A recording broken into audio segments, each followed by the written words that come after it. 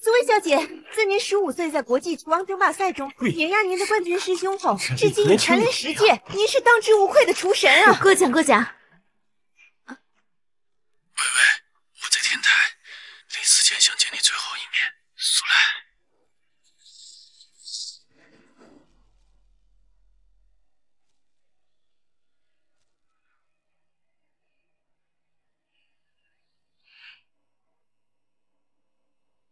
老板，医生说小姐已经没事了，不过撒到她的那个女人已经不治身亡了。那个女人从高空坠落，幸亏没把欣欣砸死，否则我饶不了她。这是哪儿？他是陆家那个残废大少爷陆世安。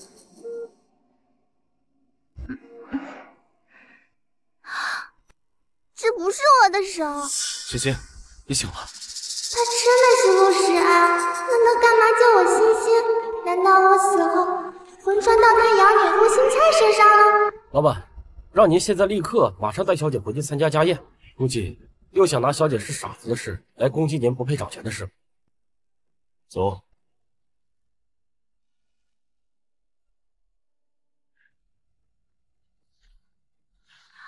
欣欣，别乱走，在这等我，我一会儿就回来。放心，爸爸这就去解决那帮人，绝不会让你受到任何的伤害。听说天香楼啊，传承超过300年，祖上是宫廷御厨出身，给康熙、雍正、乾隆3个皇帝做过饭。天香楼啊，现在的主厨啊是个女流之辈，虽年纪轻轻，但她是青州市厨王大赛的冠军，这个陆家真不简单。哎，也不能这么说，陆家的长房长孙听说就是病秧子，还收养了一个小傻子，真是丢尽了家族颜面啊！陆家祖上是挺牛，不过那是从前，放在本厨神面前，那还真是不够看的。哎呦，这道金玉满堂的菜谱，听说是当年陆家的祖辈流传下来的。当年凭借这道菜谱，陆家的祖辈曾经震惊宫廷呢。哼，这有什么难的？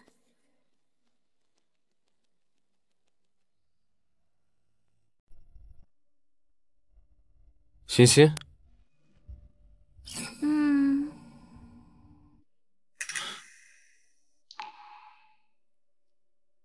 怎么弄成这样？这就是有爸爸的感受吗？真好。爸，这次市里面举办了厨王争霸赛，佩文拿了冠军啊！我们陆家呀，总算是后继有人了。这是开年来我听见的最好的消息。哎，谁动的菜谱？不是被动了，是被补齐了。快，先按照这个菜谱试一下。我来。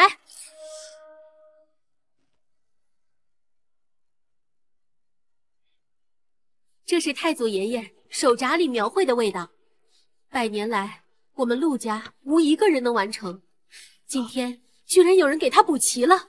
能补齐这道菜的，必然是高人。这样的高人，如果能为我陆家所用，天香楼重新崛起，必然指日可待。不就是个破菜谱吗？有什么了不起的？大千世界，食材何止千万，能补齐这道菜谱，此人对食材的掌握必然达到了登峰造极的地步。是个小傻子不懂也就算了，我的废物大哥，难道你也不懂吗？哼，他一个废物，他能懂做菜？连菜刀都拿不动，他天香楼的继承人，有他这样的继承人，天香楼不倒闭，就算老天护佑。天香楼生意不好，是你们陆家上上下下不思进取。都2025年了，还把300年前的老菜谱当个宝。哼，今天既然大家人都这么齐，等会儿按照惯例，大家轮流做菜给老爷子品鉴。是啊呢，你既然那么自信，待会儿也露两手。不过丑话说在前头啊，你如果不能让大家信服，那趁早把天香楼的继承资格让出来。不错，诗安呐，虽然按照祖上传下来的规矩，你父亲去世后，天香楼是该由你来继承。可是你2叔3叔的话也不无道理。你身体不好，不如把天香楼交给2叔3叔去打理。你也能安心养病啊。话说的那么好听，还不是想抢人家家产？既然你们想比，那我就和你们比比。爸爸别怕，有我在，谁都欺负不了你。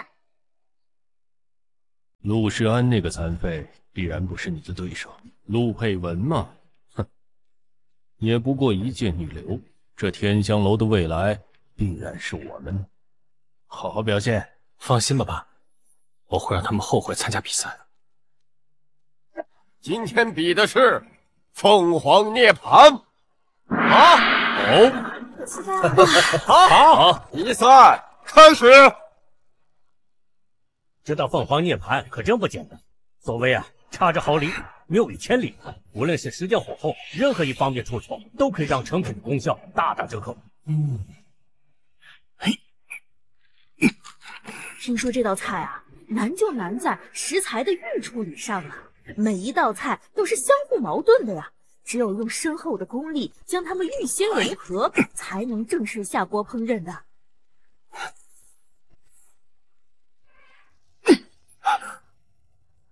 失败2次了，这怎么回事啊？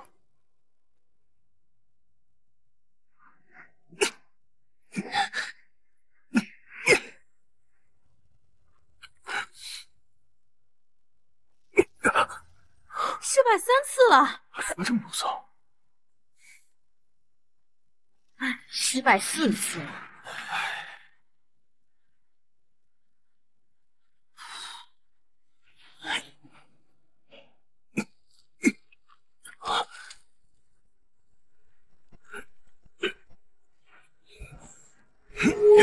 成功了，成功了！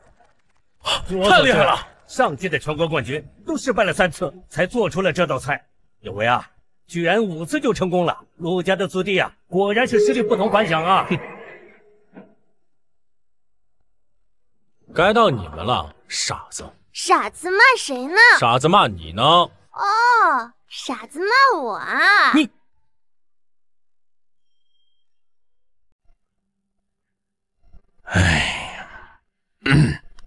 山，听三叔一句劝，看在过去大哥大嫂的面子上，不管你活多少年，三叔都保你衣食无忧嘛。别人叔叔都盼着侄子好，你为什么老欺负我爸爸？陆老头，他真是你亲生的吗？你个小丫头片子，胡说八道些什么呢？三叔，他还小，有事冲我来，不要跟他计较。哼。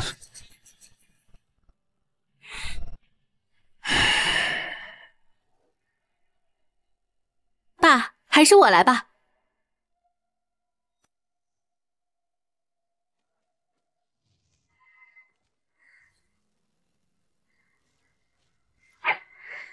他是陆佩文啊，早就叫上他的大名了，今天终于能够见识到了。佩文刚刚获得了市里的冠军，让佩文帮我们做菜，我们可有口福了。爸爸，他有2下子。你看得出来？怎么看不出来？他刀工好，火候也好，明显比你那臭堂弟厉害多了。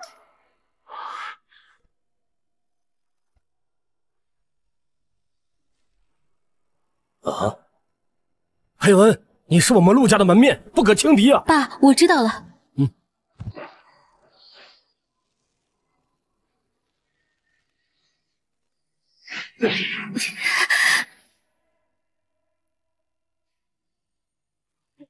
哦，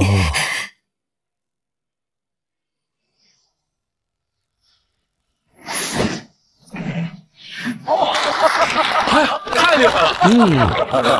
好啊！天哪，国家冠军用了3次才成功，他居然2次就做出来了。是啊，佩文辛苦了，你回去休息吧。石安，该你了。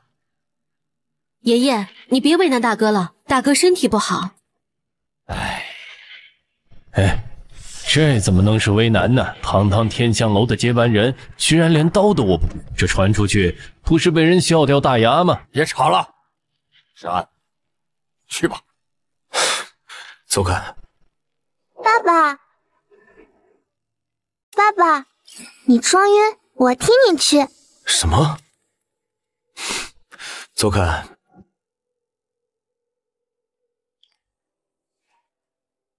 你乖乖的等着，我马上就回来。拿棒棒糖哄我，真把我当小孩了。你这么小，又没学过做菜，贸然上去很容易受伤的。乖乖等着，我马上就回来。走。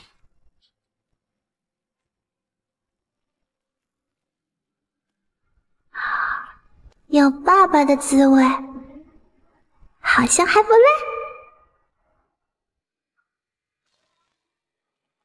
哈哈哈。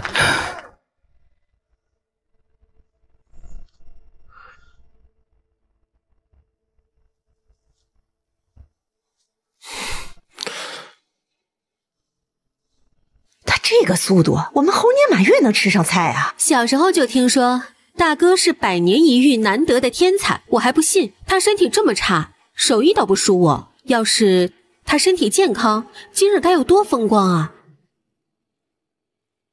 哼，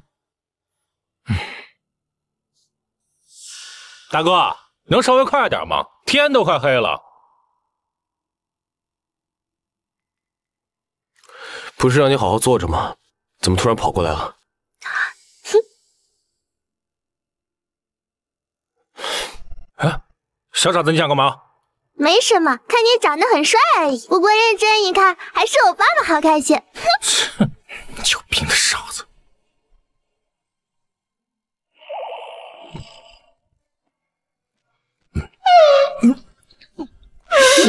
这什么味道啊？真是。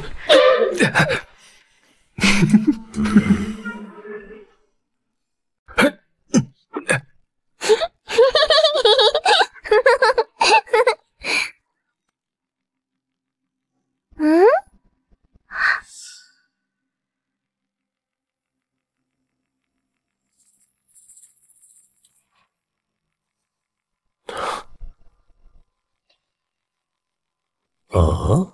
哎，他处理食材的方法是不是跟前两位不太一样啊？是不一样，方法不一样，数量也不一样。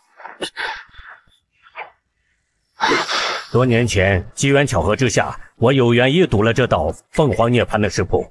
依稀记得这食谱中似乎记载着这道菜成功的方法，就是处理食材的顺序是按这。哎，他居然把前面的食材都处理完成了，只剩最后一样了，那成败在此一举啊！老板，打个赌吧，陆山能不能成功？还早吧，陆佩文都2次都没成功，他一个残废，怎么可能比陆佩文更厉害呢？啊，他1次就成功了！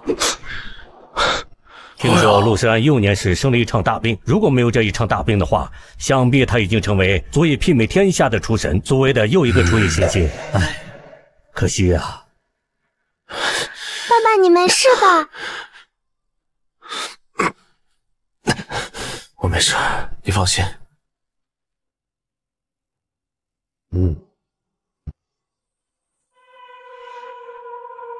哦，这道凤凰涅槃，光是闻一闻就感觉不同凡响。啊，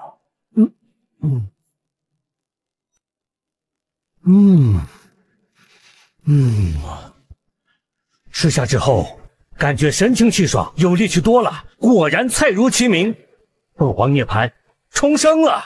哇！我宣布，本次比赛的获胜者是。我宣布，本次比赛的获胜者是陆世安，陆大少爷。好厉害啊！没想到，老板，你太牛了！都是我女儿的功劳。恭喜大哥！看来最应该恭喜的还是大哥收养了一个好女儿。那残废居然真的赢了，这怎么办呢？别慌，我有办法。诸位，表演赛已经结束，请大家留下来一起参加我们的家宴吧。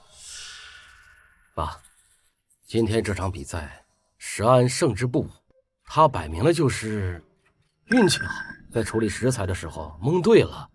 完全没有体现他真实的水平。我们输了就要交出天香楼，你们输了就可以耍赖不算账。陆老头，你们都是这样比赛的吗？真是让人长见识。哼，这天香楼是我们陆家的产业，哼，让一个瘸子来继承，这不让外人笑我们陆家无人吗？大道理一套一套的，说到底不还是输不起？我说错了吗？你们不就是欺负我爸爸无父无母，腿脚不便？我可以跟你们比。爸爸，这些老东西他们就是欺负人，只要你不输，他们就会一直比下去。那就一直比，比到他们肯认输为止。不愧是我陆新掐的爸爸，你们想怎么比，我就陪你们怎么比。傻子，说大话之前也不先看看你残废老爸的样子，他腿废了之后，身体也跟着废了，还比什么呀？事关天香楼百年基业，我们不可以掉以轻心。是按佩文和有为，你选一个，无论打平还是赢，只要不输都算你赢。这次比赛结束以后，不管结果如何，都没有人再刁难你和新卡。这次做的是天香楼又一道经典菜式之一——逍遥游。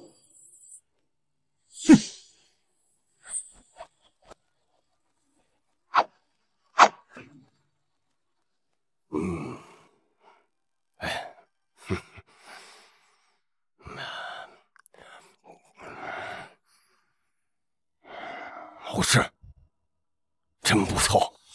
大哥，实在不行就早点下去吧，省得菜没做完人先没了。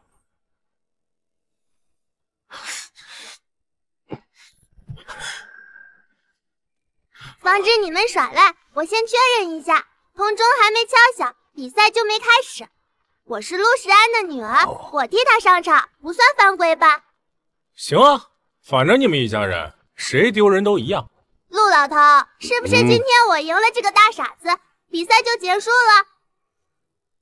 陆新夏，你说谁傻子呢？我说你呀。你敢骂我傻子？那咋了？你才是傻子！我反弹，反弹，反弹，反弹！好了，做菜靠的是手上功夫，不是嘴上功夫。不是谁吵赢了谁做菜就能赢。行啊，你来比，只要你能赢有为，我把名字倒过来写。这样吧，我要是赢了他，你们刚才怎么羞辱我爸爸的，到时候你们就怎么羞辱自己。好啊，只要你能赢，等会儿我一边给他磕头，一边骂自己废物。我倒要看看一个小丫头片子究竟几斤几两重。提醒一下，我刚刚只用了1克重。1克重，这么长的时间，还好意思炫耀？这刚转悠过来的身体还不太熟练。对不起大家，刚才献丑了，我重新来一次。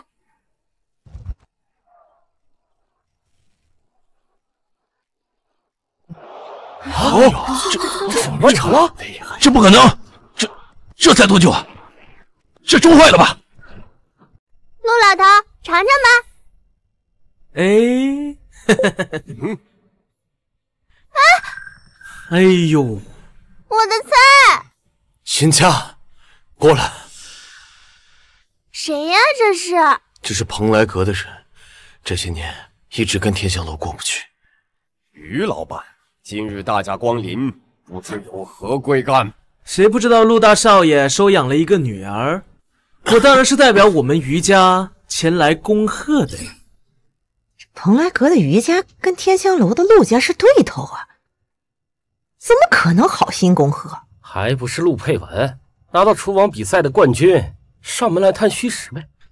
我还准备了礼物哦。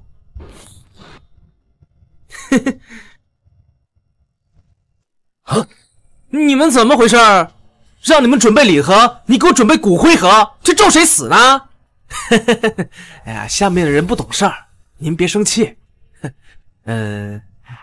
这个要不您先收下，陆大少爷用不了，您还用得着吗？胡说什么呢？这个于老板还挺有意思。我们天香楼不欢迎蓬莱阁的人，于老板，请回吧。哎呦，别生气嘛！我是听说陆家最近出了个天才，还拿了市里厨王比赛的冠军，好厉害呀！所以带了几个小朋友跟你们切磋切磋，陆老爷子当着这么多人的面儿，不会拒绝人家吧？好，既然你想切磋，就让你见见我们陆家人的厉害。哎呀，太好了！嗯，什么味道这么香啊？是灵气。传说啊，只有厨艺达到了出神入化的境界，才能制作出有灵气的菜，吃了活死人，肉白骨。千年来啊，只有已故的当世第一人的苏厨神才有这样的本事。他到底是谁？加点彩头吧！如果你们赢了，我于家蓬莱阁在城北的所有酒楼尽数归陆家；反之，你们的天香楼就都归我了。陆老爷子，您意下如何呀？好，就这么办。到时候你们别后悔。陆老爷子好魄力，那咱们开始吧。好，按规矩，双方各出3人，谁能笑到最后，谁就获胜。爷爷，大哥不能上，我们还差1个人。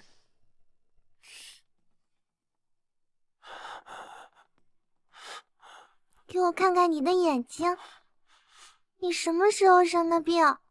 自幼我生了一场大病，从此便卧床不起。不对呀，哪儿不对呀？你们陆家怎么回事？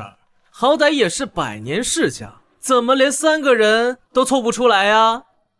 你急什么？早输晚输，反正输的人都是你。哟，小丫头嘴皮子还挺利索。好，那我就再等一等，看看你们还有什么花招。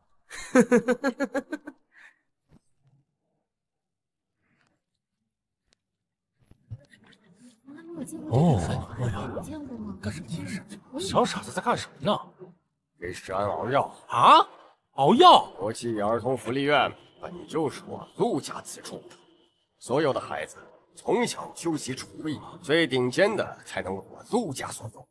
他会这些，理所当然。这是我自创的回气汤，喝下它能暂时恢复元气。你先喝点，你的病我后续再想办法。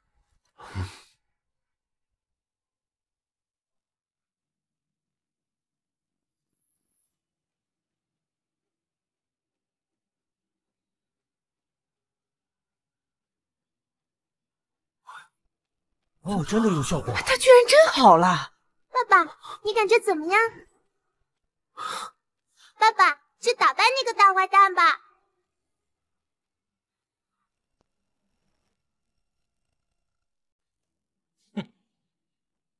原来精力充沛是这种感觉。陆老爷子，真的假的？我坐这儿等半天了，你就派个废物出来？那又怎样？他就是个凑数的，就算没有他，还有我跟佩文姐2个人呢，也能对付你们3个人。武小姐，有劳了。好说。他是谁啊？他是省厨神大赛的黑马，在决赛阶段力压一众高手，获得了亚军的奖杯。亚军？我还以为有多厉害呢。省亚军是吧？就让你见一见识我的厉害。请2位根据桌上的食材自由发挥，做出你们认为最美味的菜肴。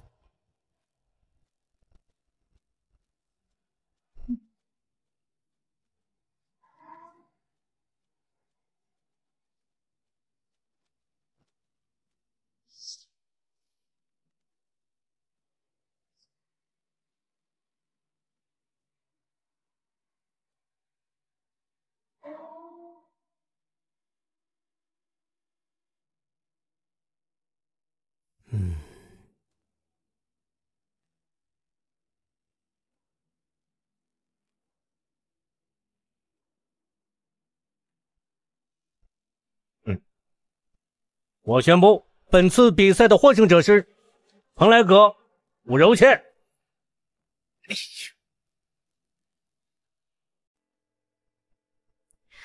原本我以为陆家毕竟是百年世家，多少有点底蕴，没想到如此不堪一击。真是令我失望。陆爷爷，承让了。裴文，以为已经输了，陆时安那个彩妃又指望不上，我们陆家全靠你了。放心吧，爸。你就是青州市冠军，希望你不要让我失望。请。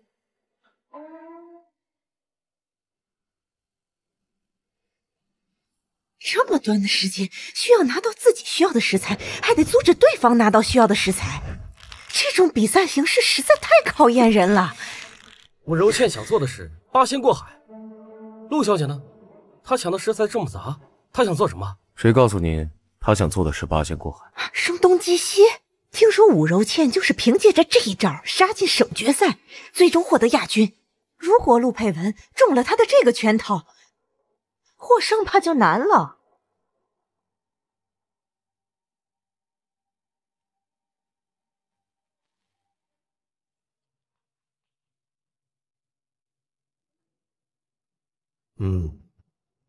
用香菇代替芦笋，固然可以提鲜增味，但少了芦笋的那份清甜，这道菜多多少少都会缺点味道。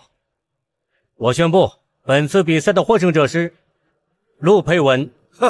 还得是我们家佩文了啊！这招声东击西，我潜心练习了数十年，没想到今天居然被你破解了，我心服口服。刚才只不过是餐前小菜，接下来才是重头戏。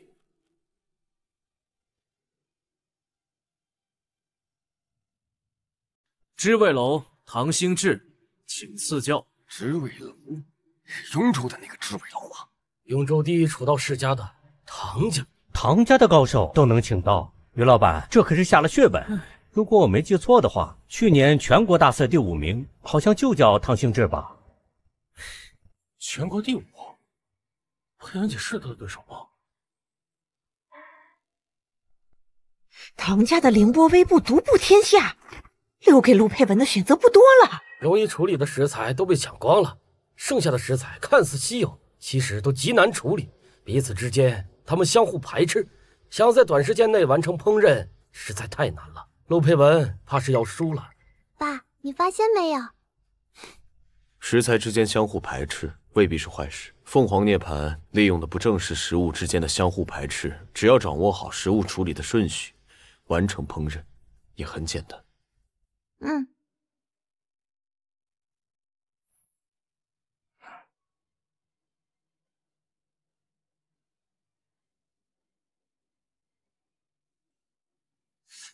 你看这行不行啊？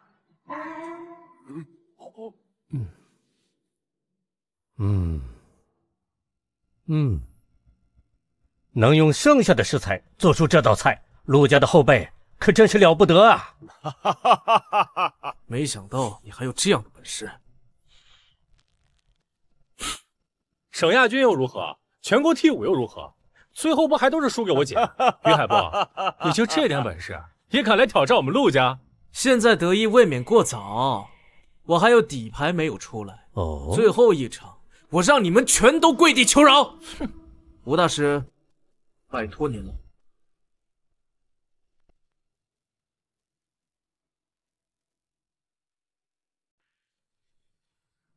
这就是于海波最后的底牌。什么底牌？刚刚那2个上场的时候，不也吹得天花乱坠吗？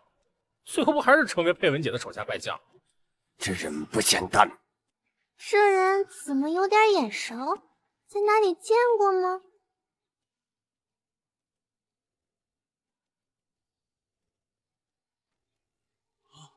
这是有点东西啊。佩文，这一局要小心。我知道。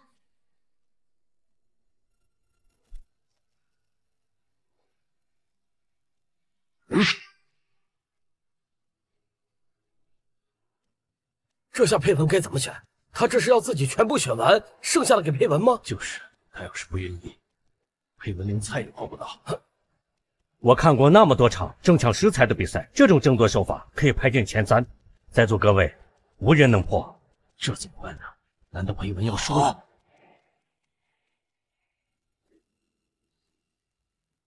这局是我输了。佩文，你可不能认输啊！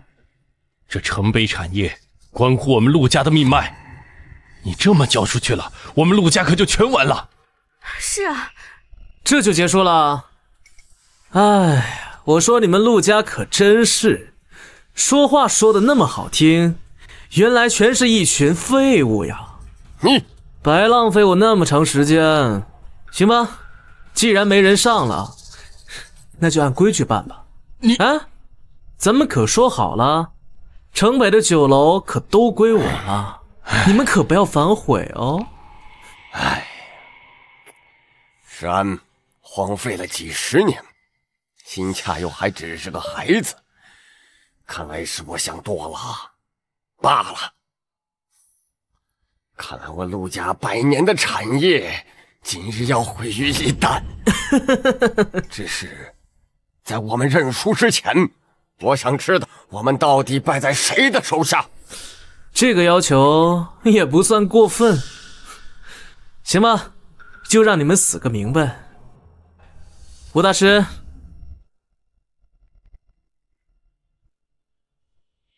哇，竟然是他呀！吴杰，他就是吴杰、啊，难怪能使出这样的绝招，原来是世界排名第9的吴杰。原来是今年世界厨王争霸赛排名前10的吴大师。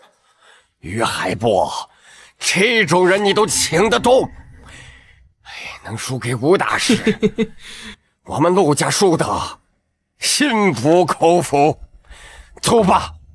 爸，咱可不能认输啊！这城北产业关乎我们陆家的生死存亡。您这么送出去了，我们陆家可就全完了。对呀，对呀，对呀，这不是全完了吗？爸爸，我们去吧，我们去吧。你就这么想比？想啊。你们走什么呢？我爸爸还没上场。我当是谁呢？原来是陆大少爷。大少爷，你能不能回答人家一个问题呀？你长这么大，碰过菜刀吗？切过菜吗？提得动铁锅吗？虽然没怎么碰过，但对付你们，应该是不在话下。石安，这厨艺是日积月累练出来的，不是你说几句大话就能有的。你个残废，赶紧回去，别丢人现眼了。爸，你该不会真让这个别吵了，还是想让石安试一试。哎呀，都磨叽什么呢？按照规矩，也该轮到我爸爸上了。你们吞吞吐吐，该不会是害怕了吧？我奉陪。你们自己送上门，我哪有拒绝的道理？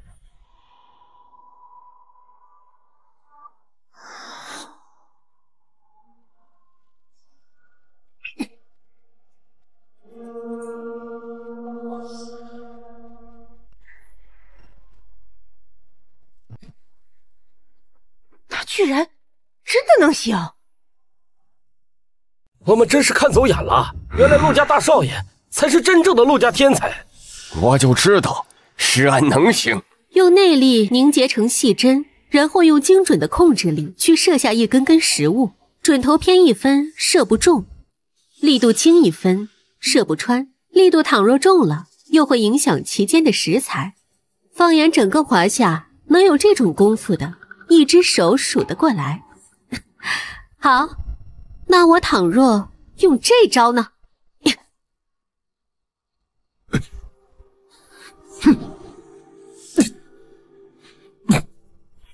爸爸，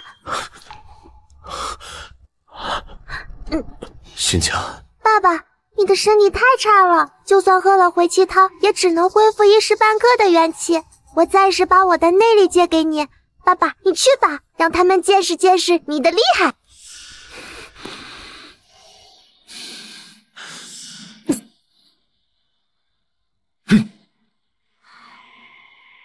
陆家的天才果然不同凡响，吴某愿赌服输。认输了就赶紧滚吧！敢把我爸爸伤成这样，以后不要让我在庆州看见你们。对了，刚才比赛的时候，你们父女联手了，吴大师1个人，你们父女2个人，啊，你们见过2打1的比赛吗？靠犯规，还好意思说你们赢了？输了就耍赖，你还要点脸吗？陆老爷子，刚才的比赛本来就不公平，你也不想在座的嘉宾出去以后说你们陆家是靠犯规赢的比赛吧？行啊，你们既然想比，那我就亲自下场陪你们玩玩。敢把我爸爸伤成这样，你们是要付出代价的。心恰，吴杰可是世界第9，你不是他的对手。爸，再想想其他办法吧，咱们不能把陆家的希望放在一个孩子身上啊。心恰，陆家这次就全靠你了。你们陆家关我什么事？我只在乎我爸爸。哎，你们觉得谁能赢啊？肯定是吴大师啊，世界第9，那可不是吹的。吴大师，这次咱可不能轻敌了。小小年纪便有机会与我交手，也算是你的荣幸。希望比赛结束后，你还有这份自信。我见过的天才无数，每一个与我交战前，都如你现在一样狂妄。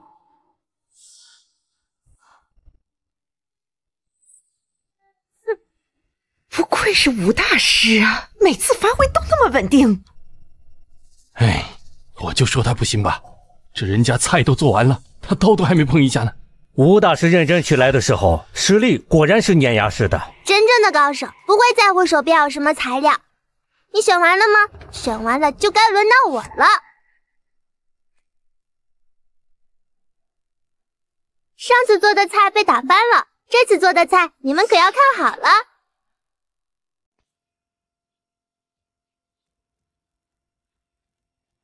如果我没有记错的话，这种橙黄色的掌心焰名唤灵焰，只有厨艺已成化境之人方能试出。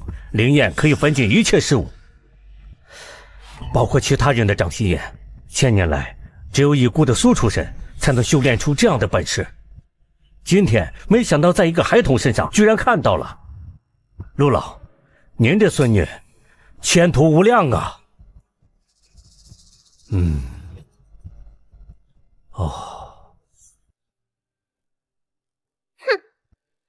这香气，这么简单的菜肴，怎么会如此富裕的香气？是灵气？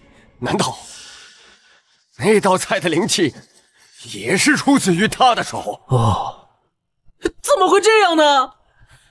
你们一个雍州第一，一个世界第9，一个省亚军，我花这么大价钱请你们过来，连一个小丫头片子都斗不过，我要你们有什么用啊？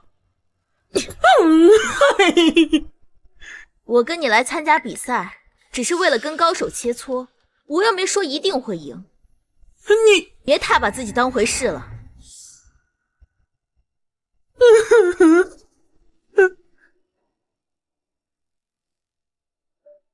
没想到有一天，我居然会输在一个小小孩童的手上。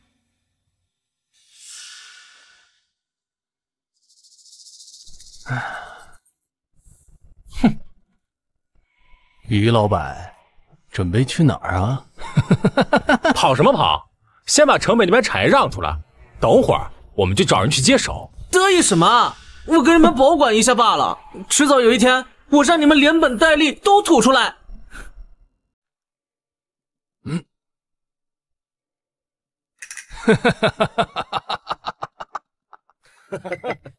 然心恰，我果然没有看走眼。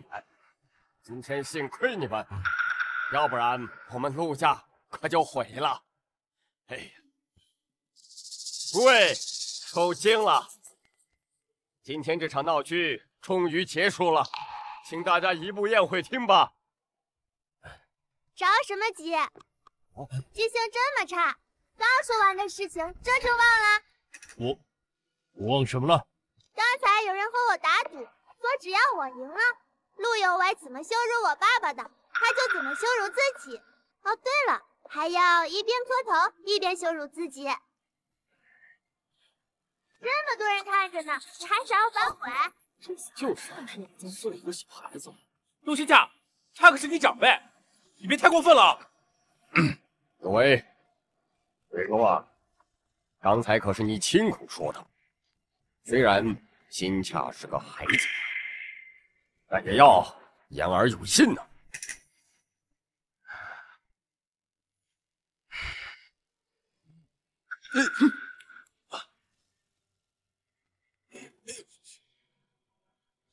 我的意思是，磕头下跪就不必了。三叔，毕竟你是我的长辈，我可受不起。不过站着就行了，还等什么呢？赶紧开始吧。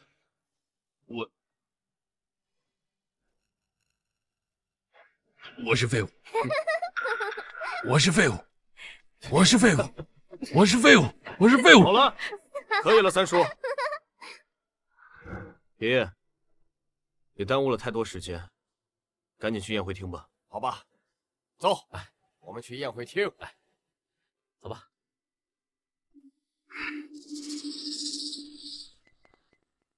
新夏，你刚给我诊脉的时候说不对，哪不对？你说你是小时候生过一场大病，之后就卧床不起了。多亏我父母找来当时最厉害的药膳师，否则我可能熬不过那场大病。5年前，欣欣小姐走失之后，老板经历丧女之痛，身体每况愈下，直至一病不起。欣欣，哪个欣？温馨的馨啊，怎么了？好巧啊，我的小名也叫欣欣，不过我都24岁了，怎么看也不可能是她亲生女儿。话虽这么说，我还真是想要一个他这样的爸爸，又温柔又耐心。对了，你刚刚说啊，你说你是生病导致的，可是你的脉象分明显示你的经脉里沉积了多年的毒。什么？你此言当真？骗你是小狗。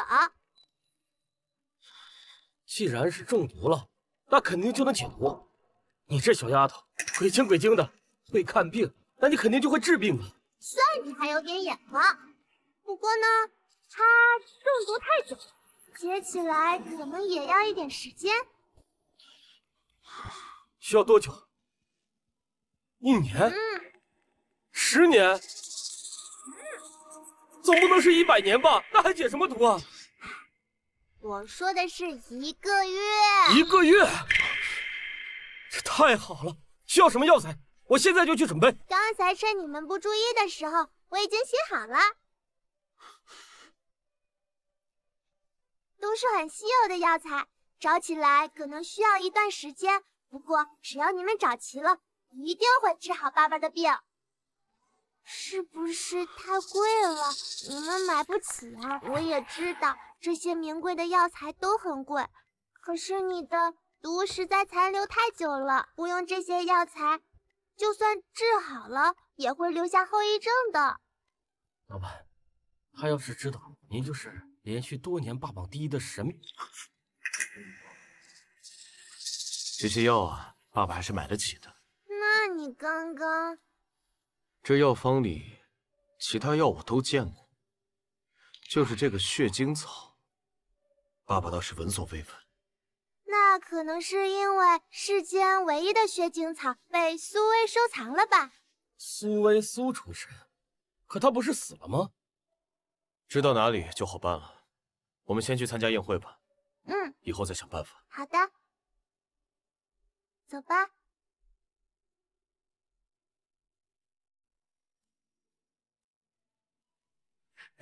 山新洽，快，来走。哎，你们都听说了吗？顾厨神苏薇的遗物拍卖会不日就要举行了。老板，苏厨神的遗物拍卖会，那岂不是很有可能出现血精？苏厨神的遗物拍卖会，那岂不是很有可能出现血精草？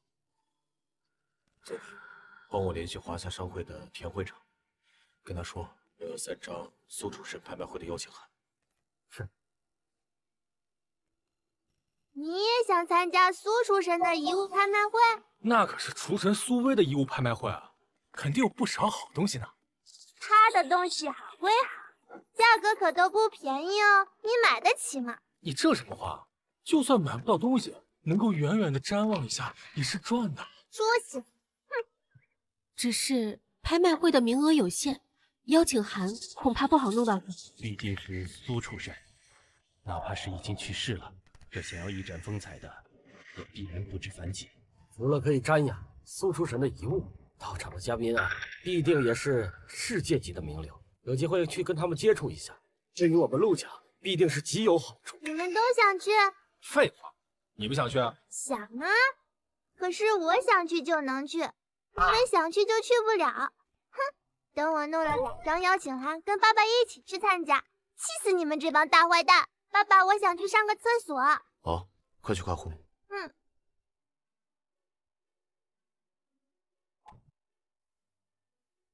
你好，哪位？还能哪位？当然是你师傅的魂魄啦！你别管我是哪位，我就问你，你是苏薇的大徒弟金针吗？是的话，请立即帮我办件事。石安啊，来，我们敬你一杯。你们在干什么？是不是又欺负我爸爸了？心恰，不用紧张，你2叔公、3叔公在向你爸爸赔罪呢。心恰，是3叔不对，3叔向你们道歉。我们都是一家人，以后啊有力气往一处使。石安，来，2叔敬你一杯。大哥，之前是我不对，您大人不计小人过，别跟我计较。既然大家都是一家人，就不用客气了。来。爸爸，你的身体还没有恢复，不能喝酒。行，以后都听你的。苏厨神的大徒弟金针怎么来了？华夏商会的田会长也来了。这2尊大神怎么跑到青州这种小地方来了？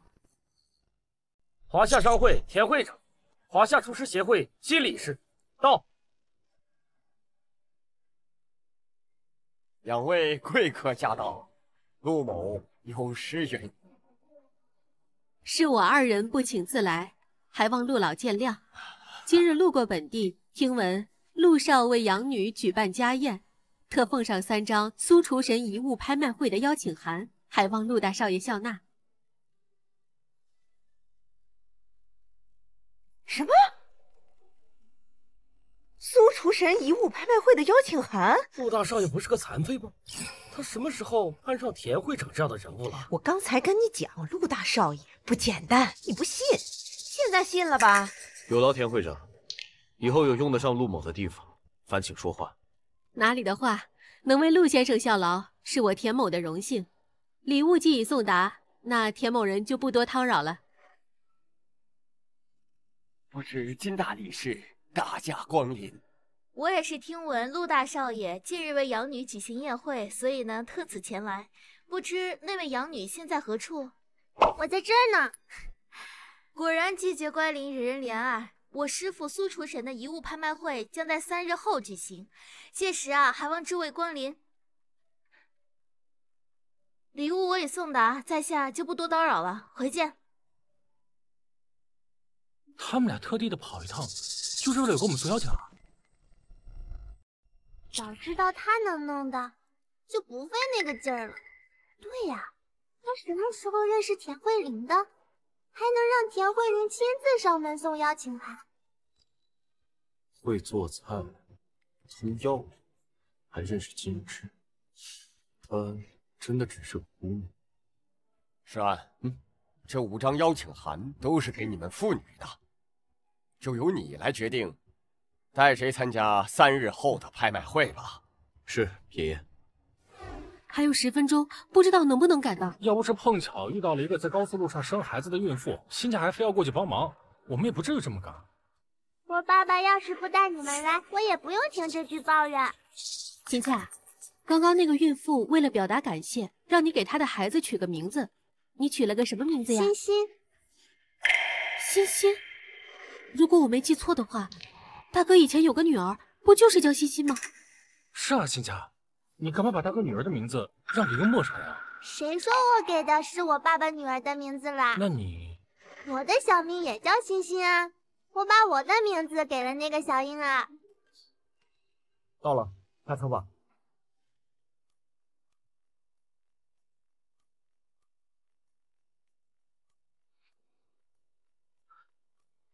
这未免也太巧了，她不会真的是欣欣小姐吧？不管怎么样，找个机会去验一下我们俩的 DNA。好的，陆总。还差3分钟，还有时间。您终于来了，您也认识我？有你什么事儿？樱花国的吉田正夫，世界排名第2，苏厨神的手下败将。听说他跟厨神交手了几10次，每次比分都极为相近。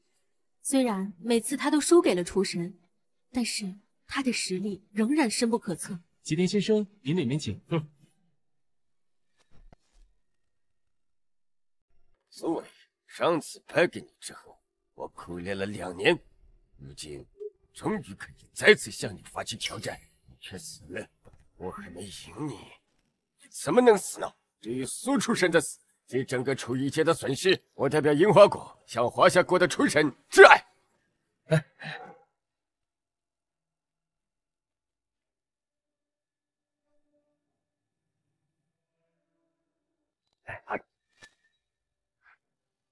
您好，这是我们的邀请函。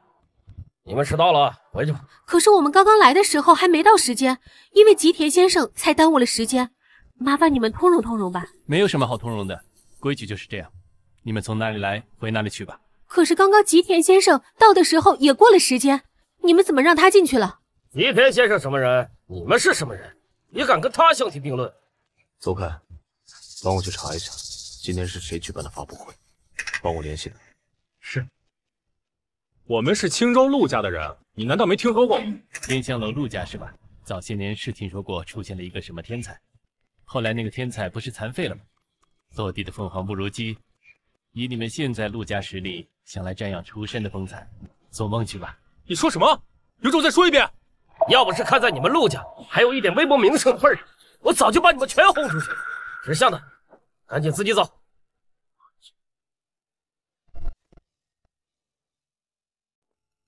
你们对樱花国的人就卑躬屈膝，对我们国的人就飞扬跋扈。把真剑给我交出来，我倒要问问他是怎么管人的。嘿，你个小丫头片子，金针总理事是什么人？也是你们想见就能见的吗？告诉金针，他的师傅有份大礼想要送给他。师傅？金针总理事的师傅不是苏厨神吗？一个小丫头片子居然认识苏厨神。话我已经带到了。传不传就看你们，这份礼物金针已经等了很久了，到时候挂嘴下来，你们可别后悔。哼，你个小丫头片子，最好没骗人。哎，我知道，你们几个今天一个都别想全虚全伪的离开这里。都等着，别乱动。师傅，你不是说你天下无敌吗？你怎么能说走就走？总理事大人，外面有个人说苏厨神给您留了一份礼物，让您去查收一下。师傅送我的礼物？师傅没有送我礼物。好啊，小丫头片子，果然是骗我的！我一定要让他吃不了兜着走。你刚刚说什么？一个小丫头片子？是啊，现在还在外面呢。走，去看看。好。都这么久了，总领事大人还没出来，你们几个果然在骗人！来人啊！不让我们进，我们走就是了，难道还打人不成？这可是厨神遗物的拍卖会现场，这么庄重的场合，你们几个竟然来闹事！教训一下你们怎么对得起厨神的在天之灵！我早就受不了你了，想打老子奉陪！住手！金针居然真的来了！我已经联系了厨师协会的郭会长，他已经在赶来的路上了，还要让他过来吗？不用了，叫他回去吧。总领事，这群人不知天高地厚，居然跑到厨神的遗物拍卖会上来闹事，分明是对厨神的不敬。是啊，总领事，尤其是这个小丫头片子，还骗我说认识厨神，这不仅是对厨神，更是对您的大不敬，必须好好惩戒他们。上次见面太仓促了，这次见面我得好好介绍一下自己。我叫陆新恰，是你师傅的私生女，也是他留给你的大礼物。新恰，这话可不能乱说。大哥，新恰她真是厨神的私生女？这小孩子说的话你也信？你真是我师傅的女儿？你好好看看，我长得不像她吗？宋律师，你可不能相信他。苏厨神要是有女儿，怎么可能让她流落在外面？是啊，总领事，这小丫头片子最会骗人了，况且长得也不像。光看五官，的确不太像。可他说话的眼神和语气，和我师父简直一模一样。你说你是我师父的女儿，你有什么证据吗？上次我和你通话的时候，我说的话还不能当做证据吗？你是苏薇的大徒弟金针吗？是的话，你立刻帮我办件事。小丫头片子，闲的没事玩泥巴去，姐姐没时间陪你玩。哟，几天不见，脾气见长啊，小栗子。你刚刚叫我什么？小栗子呀，怎么了？难道你不是小栗子吗？你真是我师父的女儿？如假包换。哦，对了，他还有话要跟你说。与其难过，不如好好加油。我会在你看不见的地方默默支持你。这的确是他能说出来的话。新佳，谢谢你。拍卖会快开始了，快进去吧。我们是想进去啊，可是有人不让我们进去。哦，对了，他还要扔掉我们的邀请函。赶快进去吧。完了，原来她真是厨神的女儿。我们居然把厨神的女儿拦在门口，这下该怎么办？这不是我亲自送的邀请函吗？为什么不让进去？这不是我吉田正夫明明迟到了，为什么又提前放进去了？对外人宽容大度，对自己人百般凋零，趋炎附势，踩低捧高，你们就是这么做人的？苏律师，我们错了，我们错了。如果不是我来了，你们会认错吗？如果新恰不是我师父的女儿，你们会认错吗？趋炎附势，踩低捧高，华夏厨师协会不需要你们这样的人。别啊，苏律师，您就看在我们为协会效力这么多年的份上，你就放过我们吧，放我们一马吧。没有下次了。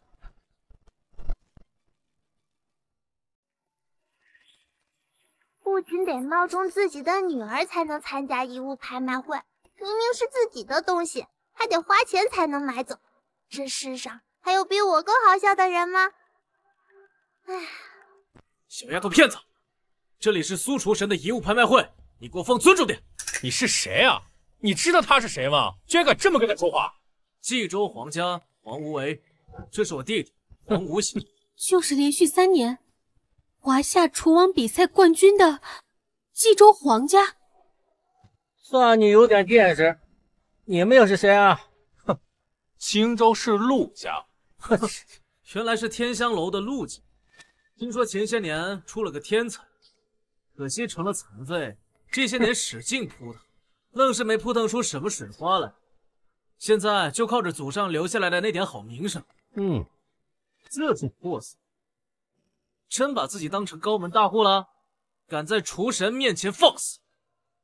就是，小小陆家能来参加厨神的遗物拍卖会，有幸瞻仰厨神的风采，已经算是你们祖上积德。对厨神放尊重一点，别嘻嘻哈哈的，尤其是你，小丫头片子。你说什么？有种再跟我说一遍！有为，注意场合。有请华夏厨师协会金理事郭会长。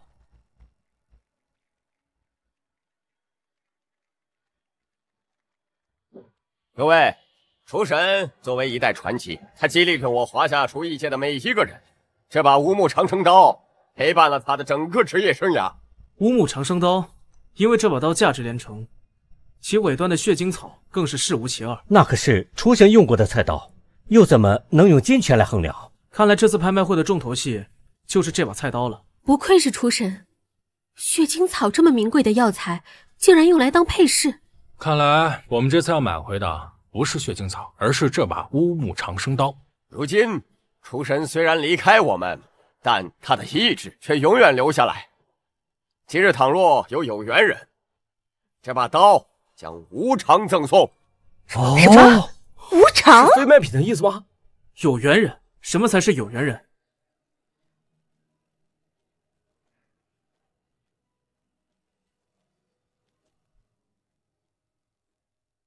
郭会长，怎么样才能算苏厨神的有缘人？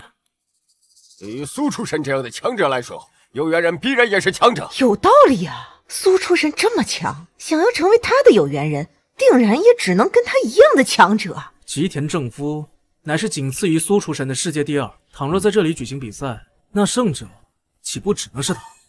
这可是我堂堂华夏泱泱大国，又怎么能连厨神的遗物都保不住，反而被一个樱花国的人给夺走？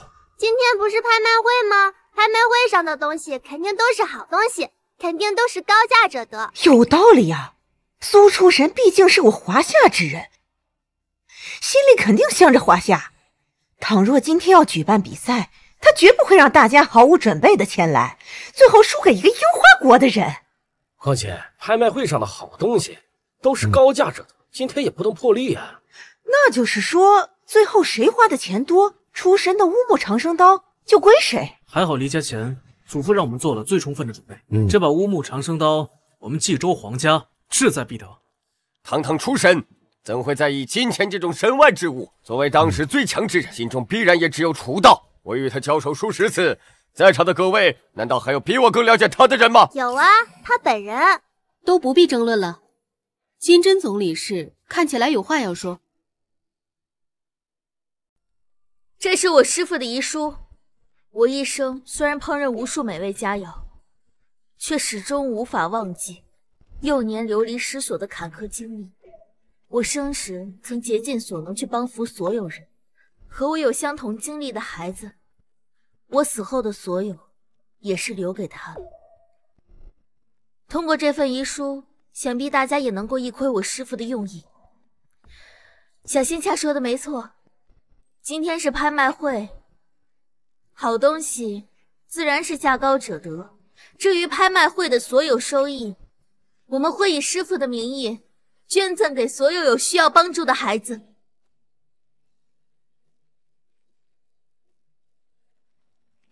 苏厨神真是太令人敬佩了。苏厨神高风亮德，非寻常人能比啊！如果诸位没有异议的话，那我们拍卖会就正式开始了。有请我们第一样拍品，这是我师父生前最喜爱的玩偶，起拍价1个亿。什么？1个亿？虽然是慈善，1个亿也太贵了吧！买不起东西还参加什么拍卖会？这些都是厨神的遗物，都是无价之宝。1亿1000万，1亿5000万。明明知道陆时安需要血精草，我还设置这种环节，这不是实打实坑爹吗？爸爸，这个玩偶太贵了，我们还是不要买了，只要我们的钱比别人多就行，不需要全部都买下来。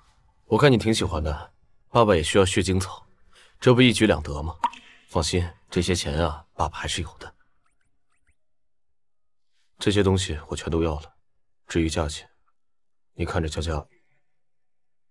既然是新恰小姐喜欢的东西，那一定不能太便宜。3亿？什么？3个亿？3个亿？这是谁叫的？好像是青州陆家的人。青州陆家这么有实力啊？不会到时候出不起钱吧？知道3亿是什么概念吗？就敢闭着眼睛乱讲！金总理事，这几个穷鬼就是来砸场子的，赶紧把他们赶出去！是啊，最后拍完他们付不起钱，难道我们还要重来一遍吗？我看还是确认一下比较好，免得最后浪费大家的时间。郭会长，您看这可怎么办？质疑谁的财力不好？居然质疑福布斯连续多年霸榜第1的神秘富豪，这帮人真会给自己找事儿。既然收到了拍卖会的邀请函，这位陆先生的财力已经得到我们协会的认可，各位担心的情况是不会发生的。那可不一定，一个名不见经传的落魄家族，谁知道他们邀请函是从哪弄来的？就是说，从刚入场那会儿，他们就对厨神不敬。要我看，他们今天8成是来砸场子的。他们的邀请函是我和华夏商会的田会长。那是华夏商会发出的至尊黑卡吗？听说这张卡只有身价上千亿的顶级富豪才能拥有，全世界拥有这张卡的人不超过10个人。他不是陆家那个残废的大少爷吗？这张卡一定是假的。对，一个落魄家族怎么可能拿得出这张卡？他们的邀请函多半也是假的。郭会长，请您速速派人查验，尽快将这些人赶出去。那我们现在现场查验一下，但是要说好，如果这张卡是真的，你们刚才百般羞辱，到时候是不是该给陆先生道个歉呢？这张卡不可能是真的，如果是真的，我们兄弟俩当场给他磕头道歉。那就请在座的各位做个见证，请把核验官请上来。你好，陆总。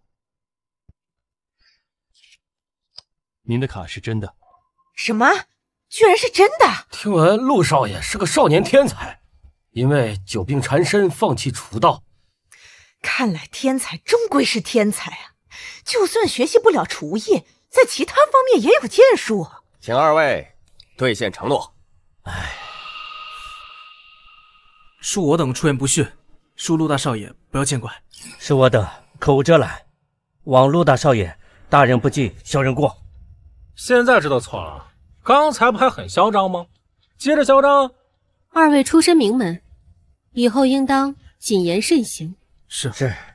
刚才陆先生叫出3亿的高价，诸位如果没有高过3亿的，那么苏厨神的宠物玩偶就将归陆先生所有，3亿5千万。5亿。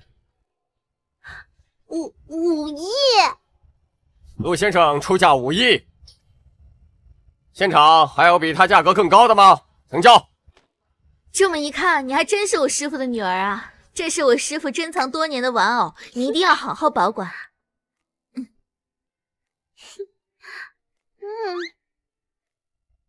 你可值5个亿呀！以后就叫你5亿吧。这也是我们在厨神的遗物中发现的，现在不能确定它的用途，但初步推断是厨神小时候佩戴过的东西。这金锁我好像在哪里见过。欣欣小姐走失之前身上带着的就是这样一只金锁，这金锁形状特殊，世界上没有第2只。那这个东西怎么会出现在苏厨神的遗物里啊？这不是那年打赌的时候我从师兄的手里赢来的吗？怎么会是陆诗安女儿的东西？因为金锁出处不明，所以起拍价是1万。今年到现在，我们还没买下一样东西。若是空手回去，也一定会责怪我们。最后一件了，我们一定要买到手。1500万。可恶，怎么又是他？他们难道想要把所有东西全部卖光吗？2000万。怎么办？空手回去也要骂的。1亿啊！2个亿。什么？2个亿？都要到最后了，吉田政府还没有放弃出神的菜刀吗？5亿、 6亿、10亿。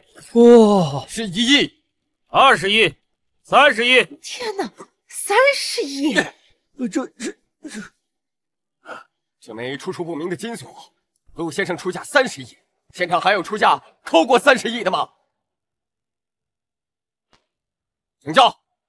恭喜陆先生得到这枚金锁，因为现场所有拍品都被陆先生收入囊中。按照规矩，这把乌木长城刀也归陆先生所有。慢着，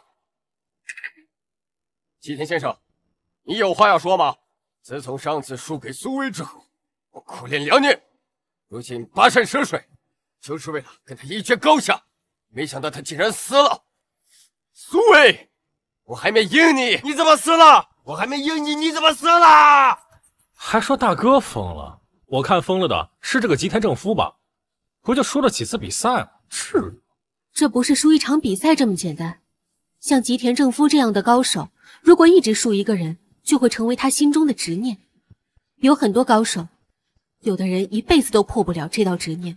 本来今天过来就是为了想应酬这把赢了我很多次的菜刀，没想到他现在已经有了新的主人，就是你！我要跟你一决高下，如果你赢了，他就是你的。陆先生是凭本事拿到的菜刀，吉田先生，请您自重。我不管，今天不是他就是你，总要有一个人跟我一决高下。怎么了？你们怕了吧？苏威也死，华夏厨艺界难道没人了吗？一群孬种，尤其是你好歹也是苏威的徒弟，他算什么东西？一个连走路都不会走的瘸子，恐怕连菜刀都没碰过，怎么能让他来继承厨神的遗志？总理事，就算他是世界第2，您作为苏厨神的徒弟，你也不能看着他侮辱华夏厨艺界而无动于衷啊！是啊，竟敢在苏厨神的遗物拍卖会上撒野，真当我们华夏厨艺界无人了吗？好，这场挑战我们接受了。好，如果我赢了，你们就要向全世界承认，你们华夏国的厨道不如我们樱花国，并且这把乌木长生刀要作为我的战利品，我要让全世界知道我是最强的。那要是你输了呢？如果我输了，我就要向全世界宣布，我们樱花国不如你们华夏国，并且我永生永世不会再踏入华夏国一步。好，那就一言为定。何苦自取其辱呢？无意，对吧？这场比赛的规则很简单，双方互出题目，坚持到最后的是赢家，你就是苏卫的徒弟吧。我希望你能有点真本事，不要让我失望。小栗子，不要紧张，你可以的。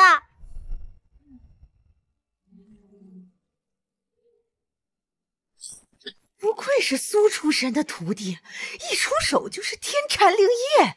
天蝉灵叶这道药材不仅极为稀有，处理起来也极为困难。它的叶片不仅极薄，而且极脆，一不小心，叶片里面的灵气就会溃散。可一旦完成并成功添加到药膳之中，那即便是濒死之人，也能获得一时半刻的喘息啊！请利用这几样药材完成一道9转回魂汤。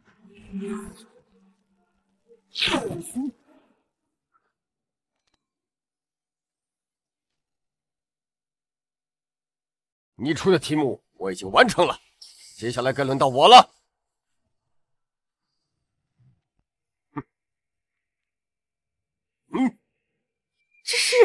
这莫非是蓝萤石，也叫蓝萤星石。没想到你居然认识蓝萤星石。没错，这正是蓝萤星石，外表坚硬无比，岩髓却珍稀无比。啊，是了，蓝岩心石外壳的硬度仅次于金刚石，里面的岩髓又极为纯粹，暴露在空气中超过半分钟就失去药效了。那可怎么处理啊？稍有不慎，里面的颜色全都浪费了。用蓝岩星石制作一道解毒圣方，必须担心。怎么，这就难住了吗？记得第一次跟你师傅比赛，他用的就是这味药，看来你没选好啊。原来如此，先利用极深厚的内力将石头的外壳击碎，再利用掌心焰制造出一个真空环境，将岩髓包裹于其中。听起来简单，对内力啊，对掌心焰的要求还是极高的。天香月兰，没想到你一个残废居然认识这么多味药。没错，这正是天香月兰，从中提炼的月兰素是治疗经脉断裂的上品。那么接下来，请你用天香月兰制作一味修复经脉的圣药——天香断续膏。姐，这东西该怎么做？既然是用来修复经脉的，那就说明这个天香素存在于兰花的根茎之中。把根茎抽取出来，细心炼制，再把多余的纤维剔除，这天香素是不是就出来了？据我所知，正是如此。你们父女俩聊什么呢？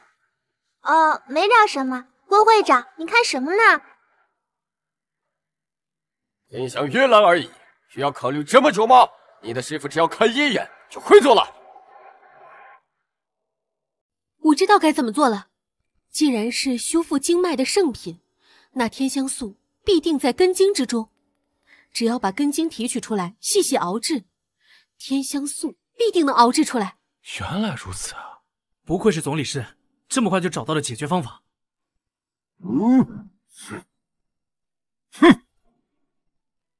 可据我所知，天香月兰的生命力极其脆弱，一旦纤维提取的过程中出现任何问题，那整朵月兰就会瞬间枯萎。方法是对的，可是你的功力差了一些，看来你连所谓的皮毛都没学到，不跟你玩了，没意思。总理事居然输了，那还有谁是他的对手啊？所谓厨师协会的总理事，原来实力也不过如此嘛。郭会长，对不起。你不用自责。西天正夫整个职业生涯只输给你师傅一个人。原来苏卫在樱花国打败我的时候，现场也像现在这样的安静。原来胜利是这样的感觉。哈哈哈哈！齐天正夫，这里是华夏，不是你们樱花国，别再嚣张了你！我知道你们不服气，这样吧，在座的各位有一个算一个，只要你们愿意，可以上来挑战我。我要让你们知道什么是真正的强者。你叫黄无为是吧？你们接州皇家在华夏国厨艺界也是名门望族。这样吧，如果你敢，你就上来挑战我。妈，你怕了吧？不敢了吧？气死我了！这个人也太嚣张了。要是我有出神的厨艺，我一定上去好好教训他。怎么，你们这群没种的东西，没有敢上来的吗？自从苏伟死了之后，华夏国的厨艺界都是一帮软骨头。既然如此，苏伟的菜刀，那么今天就是我的了。我还要向全世界宣布，华夏国的厨艺不如我们烟花国。都这个时候了，你还不出手？慢着，慢着，那是谁啊？好像是青州市陆家那个残废大少爷收养的姑娘，是那个小丫头片子。他想干什么？新恰，你干什么呢？快坐下来。你大老远从樱花国赶来，如果只是为了悼念，我们非常欢迎。但是，如果你再一次羞辱我们华夏的厨艺，那我就不能再坐视不理了。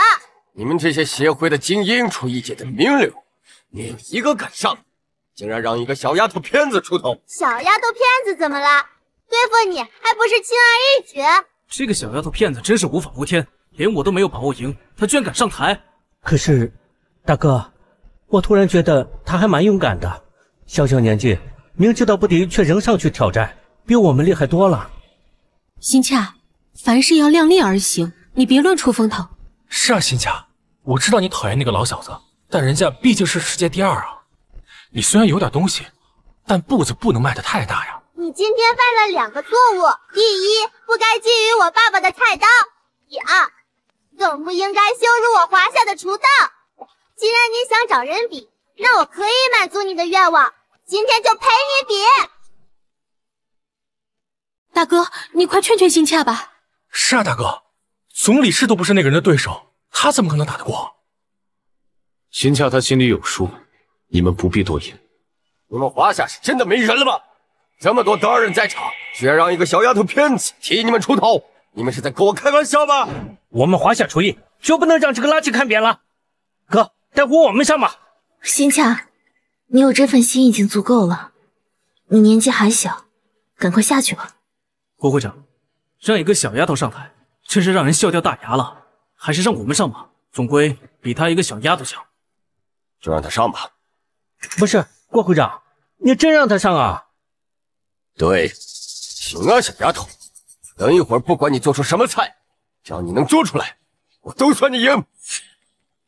一样食材，可以啊，只要你能处理好一样食物，我也能算你赢。一样食材，或许还有机会。我是说，只要你完成一样食材处理，就算你赢。他可是世界第2啊，这话他怎么说得出口？这丫头疯了吗？狂妄！这么多年，没有人敢在我面前如此狂妄。上次给你的药方呢？药都找齐了吗？给老板解毒的药方吗？除了一味血精子，其他的都齐了。行，都拿过来吧。你要现场给老板熬药吗？不行吗？给人看见了又不会影响药效。好，那我现在就叫人把药送过来。那是七彩月兰吗？那是圣仙草，还有地黄精。这小丫头片子弄来这么多西式药材，她打算干什么？她该不会打算现场处理这些药材吧？这5样食材，每一样都极其罕见，处理起来更是极其棘手。普通高手要处理，恐怕都要耗尽心力。他小小年纪，居然准备现场处理5样吗？大哥，新恰他……放心，新恰他心里有数。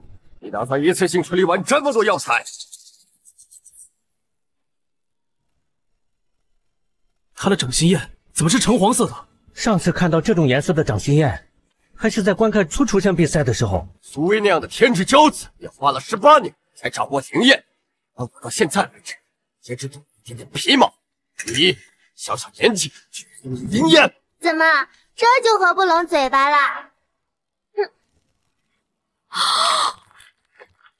想要从七彩月兰当中提取精纯灵液，也需要2个时辰，而你小小年纪却用了不到1刻钟，你是什么人？着什么急呢？站着继续看。生仙草的处理看起来极为简单，不需要任何技巧。骑士对掌心焰的要求极高，温度高1分低1分，对收集到的灵液质量都会大打折扣。小小年纪，不仅参透了灵液的使用，居然还能熟练的掌握，能令陆先生另眼相看，收为养女的，果然不是寻常人呐！这小丫头可真厉害。是我看错人了。这次比赛结束，不管结果如何，我都会邀请她加入华夏厨师协会。小小年纪，居然有如此造诣，看来之前是我小看了你。不知道你有没有拜师？如果没有的话，我愿意收你为徒，把我毕生所学全部传授于你。你的毕生所学又是啥稀罕玩意儿？丫头，你知不知道外面有多少人想拜我为师？有时间在这和我磨嘴皮子，还不如干点正事儿。给你3刻钟，帮我把这个地心冰髓和地心火髓融合在一起。地心冰髓和地心火髓，这两者不是相斥的吗？水克火，一旦碰上地心冰髓、地心火髓就失效了，这两者怎么融合？新恰是不是在故意难为那个老小子呢？应该不是，新恰正在为大哥熬制解毒的药膳，即使没有吉田正夫，他也打算自己把2味药材融合在一起，然后再加进大哥的药汤里。你是认真的吗？我像在和你开玩笑吗？根据五行相生相克的原理，火绝对不能碰到水，这2种药材，我堂堂世界第2，怎么解不开？一个小孩子出的题目，绝对不可能。地心火髓的精髓一旦碰到了地心冰髓的精髓，那么它就会失效。这2种药材绝对不可能融合。那你就别废话，在一边站着好好学。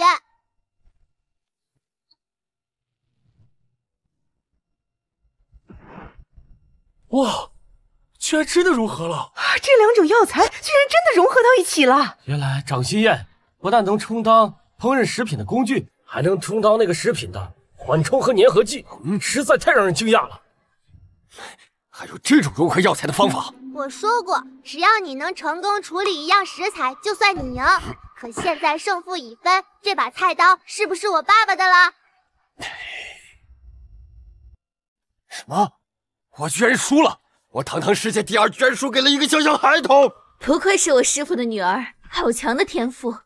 来人，把菜刀拿来。不必了。血精草，是血精草！太好了，大哥，你的腿快要治好了。是啊，大哥，有了你，还有新恰，我们陆家振兴有望了。这就是能治好陆少爷腿疾的神药。不然呢？我费那么大功夫。邹凯，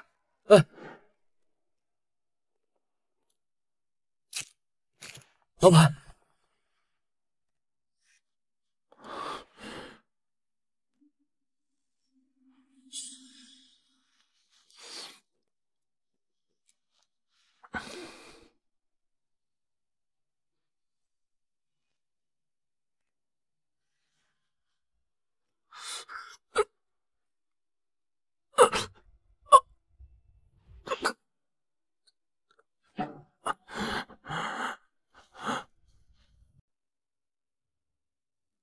大哥，你怎么了？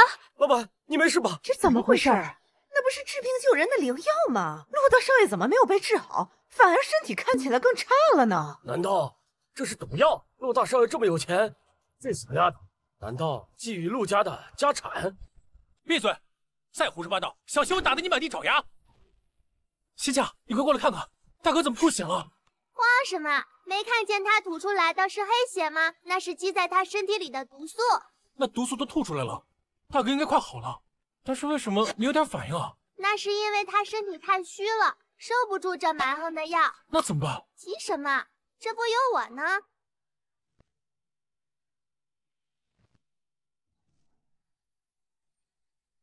这是爸爸身体里残留的毒素。原来如此。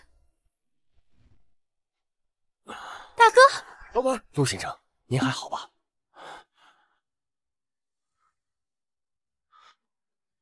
我感觉很好。太好了，大哥没事。吓死我了！这才哪跟哪？爸爸，快站起来，给他们走2步看看。站，老板，这就能站了？我说了，给他治病，就会给他彻底治好的。爸爸，快点站起来试试。慢点！哦，大哥居然真的站起来了！走两步啊，别站着不动啊！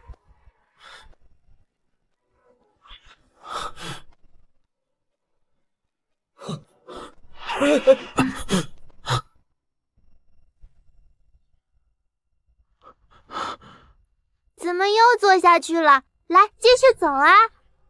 我的腿居然能站起来了！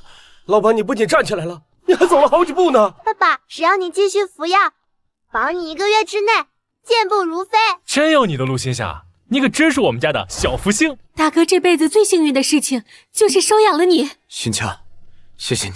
哎呀，说什么呢？你不是我爸爸吗？我帮你治病是我应该做到的。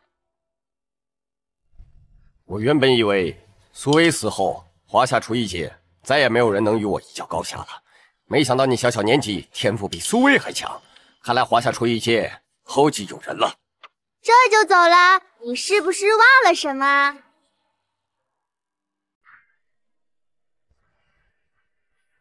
是我小看华夏国的厨道了。今天是我输了，我会向全世界宣布，我们樱花国的厨道不如你们华夏国。从此，我此生此世也不会再踏入华夏国半步。苏伟，你的乌木长生刀，我终究还是没能拿走。哼，估计败给心恰也要成为他人生的一道坎了。老板，金锁他们已经送来了，剩下其他的他们会派人送到府上。心恰，你要不要加入我们华夏厨师协会？以你的能力，以后一定会超过我师傅的。啊！心恰，上一届厨师协会的会长就是厨神苏薇，他留下了很多的烹饪技巧，你要是都学会的话，必定成为我们华夏厨艺界最新的王牌选手啊！还是算了吧。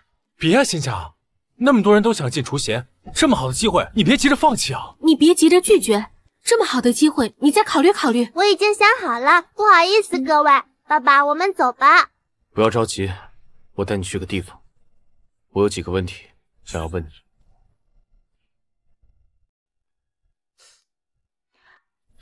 爸爸，这是哪里呀？这是福记福利院。福利院，好熟悉啊，感觉来过。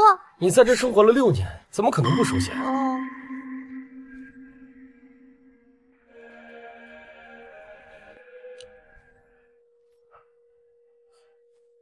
老板，那边可能有消息了，你去办吧。走，先带你去看看。这里就是福利院小朋友做游戏的地方。当年我第一次看见你，也是在这里。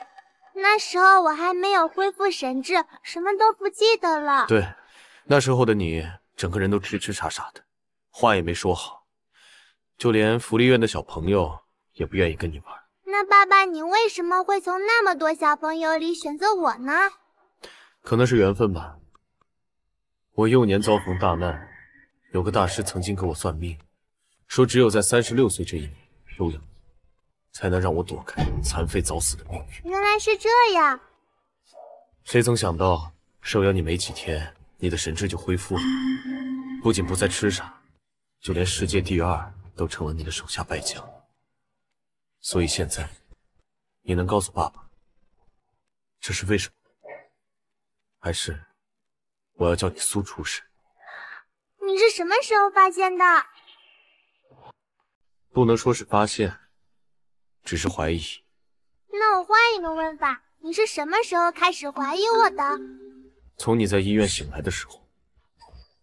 那时候我才刚刚穿越，那时候你就发现了？我的天，你也太聪明了吧！你脑子是怎么长的？所以你是承认了？我不承认也没办法呀，你那么聪明。是啊，我就是苏薇，被人从那么高的楼上推下来，我还以为我要必死无疑呢，没想到一觉醒来却变成了一个小孩子，我只能随机应变了。什么？所以你是被推下来的？你不是自杀？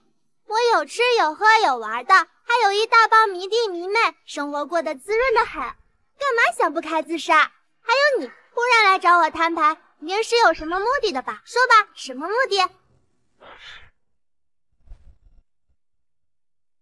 这个同心锁是我女儿欣欣满周岁的时候，专门找人花重金打造的。这全世界仅此一枚。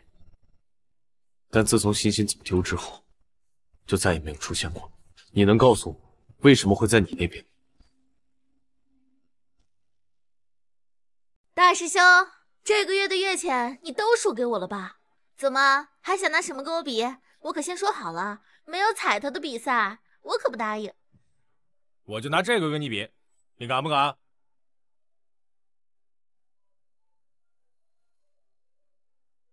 居然是真金子，你哪里来的？这你就别管了，就问你敢不敢吧。有金子赚，我当然比了。来，开始。来，这个想比什么？我奉陪。这是我大师兄给我的，不对，应该说是我从他那里赢过来的。大师兄？是啊，你可能没有听说过他。以前他还有我师父一直生活在一起，可是不久后师父他去世了，我就再也没有见过他。老板，找到了。找到什么了？您当年突发怪病，陆先生和陆夫人为您找了一位身患绝症的药膳师，您就是吃了药膳师开的药，身体才一日不如一日。这些天我四处寻找，终于查到了此人的身份。曹子坤，是我大师兄。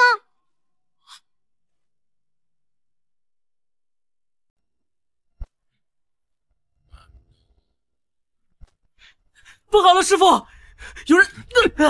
对不起，师傅，我错了，求你放过我吧。乖狗，这里是佛堂，不能吃人，等回去后再说。阿弥陀佛，你刚才说有人要见我？是荆州市的于海波，他要请您出山去对付一个绝世高手，价格随便您开。我师妹苏薇死后，这世上哪里还来了什么绝世高手？告诉他，不见。可是他说，那个绝世高手特别厉害。哦，带他进来。是。曹大师居然隐居在此，真是叫于某好找呀。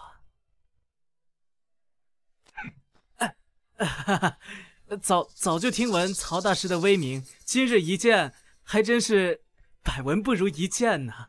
这世上除了我，不可能再有其他高手。如果有，我免费帮你解决他。如果你所说的绝世高手不值得我出手，后果你是知道的。是，曹大师，这就是我说的绝世高手。一个小丫头片子，一个小丫头片子。曹大师，还有个视频。灵焰，普天之下，能够催动灵焰的，不是只有我师妹一个人吗？厨神是您师妹啊？现在不是了。这孩子看起来是个天才，而我最喜欢的就是将天才悠折在摇篮里，毕竟这样对其他人才公平。太好了，曹大师，就是因为这个小丫头片子，我余下的产业全都被别人占走了。如果您能帮我夺回产业，我分您一半。看来你还不够了解我，我想要的从来就不是金钱，金钱算什么？是，曹大师您说的是。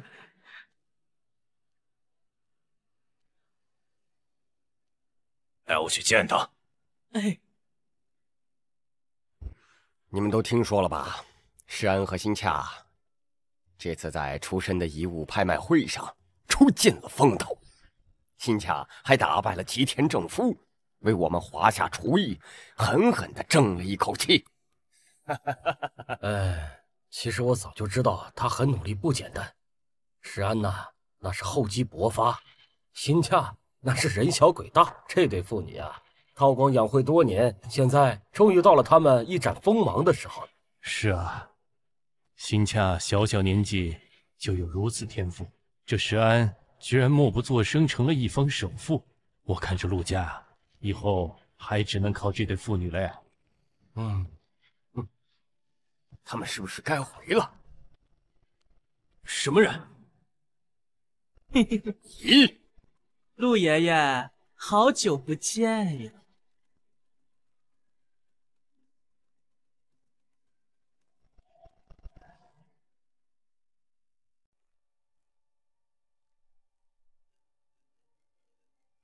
不好了，邹凯，你快带大哥回家，爷爷他们不见了。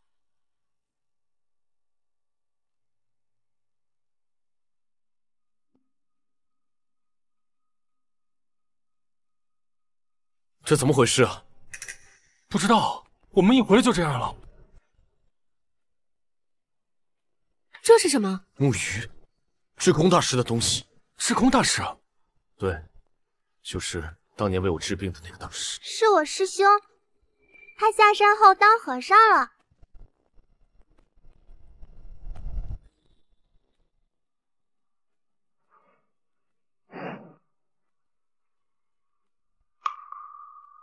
我知道爷爷他们在哪儿了。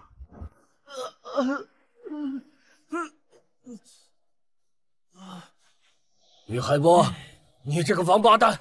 你带的人技不如人，还伺机报复我们。从你们把我余家产业抢走的那一天，就该有今天的觉悟。就现在，我要把你们从我手里面抢走的，你全都拿回来！王八蛋，你出尔反尔！我看你是活腻了。你别动我大哥！哼！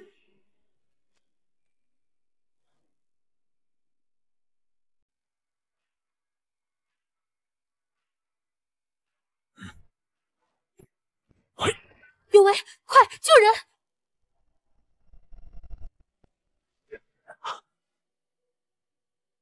喂，现在还不是时候，再过一会儿，我让你杀个够！你们这群疯子！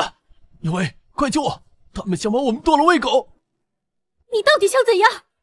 听说你们之中有位天才，出来跟我比一场。如果你们赢了，我便让你们安然无恙的离开；如果输了，我的乖狗可是有3天没有吃肉了。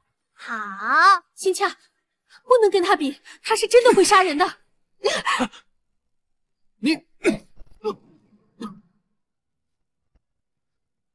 敢动我爸爸，大和尚，你完了！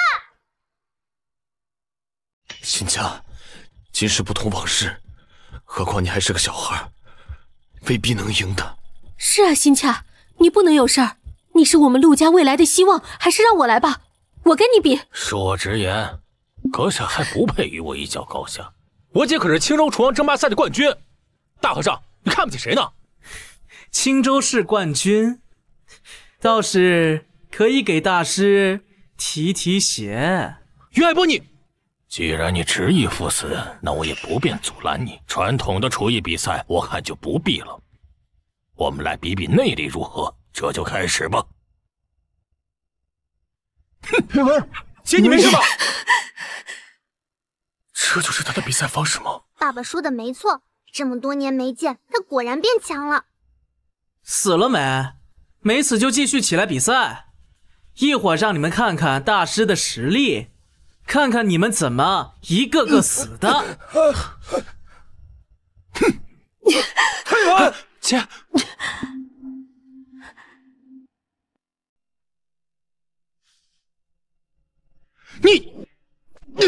有为，你连死在曹大师手里的资格都没有。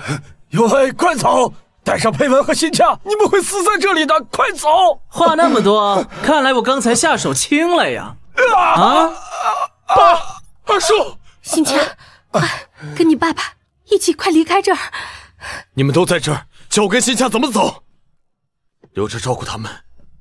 这人只能由我来对付。心恰，看在师兄妹一场的份上，我本来不想对你下重手，可是你真的太过分了！明明穿着僧袍念着佛经，却在佛像面前大开杀戒。佛祖如果真能显灵，那该多伤心啊！你在说什么？师父当年曾多次规劝你，听见你用制空来当法号的时候，我还以为你已经参悟了师父的用意，没想到你不仅不知收敛，反而变本加厉。师父已经不在了，只能由我来清理门户了。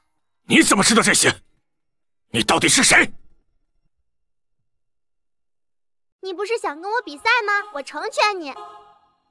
新夏，别跟他比。有为，佩文，快带新夏走，快走！新夏，你不是他的对手，快走！小丫头，快走啊！爸爸，你喊我什么？爸爸，只要我还在这个身体里，你就永远是我的爸爸。你先带他们走吧，这个人只能由我来对付。很好，我要提醒你的是，看见我的乖狗儿了吗？你只有1刻钟的时间，如果你们输了，我的乖狗儿可是有3天没有吃肉了。只有1刻钟，新夏能打败他吗？这样根本不公平，她只是个小女孩，怎么可能打得过？怎么，不敢比了吗？本人从小到大还没说过不敢2个字。安心比赛，其他由我。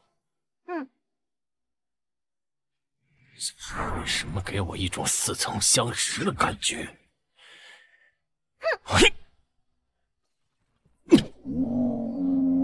你敢杀我的狗儿，找死！爸爸，不用管我，专心比赛。至空大师，别来无恙。至空大师真是贵人多忘事。30年前，青州陆家，我的这双残疾的腿，这副残破的身躯，都是拜至空大师所赐。至空大师，犬子得了怪病，至此便一睡不醒。大师若能救犬子一命，我陆家上下必然感恩戴德。阿弥陀佛，救人一命胜造7级浮屠。陆赞约，请放心，在下会竭尽所能。好的，大师，麻烦你了。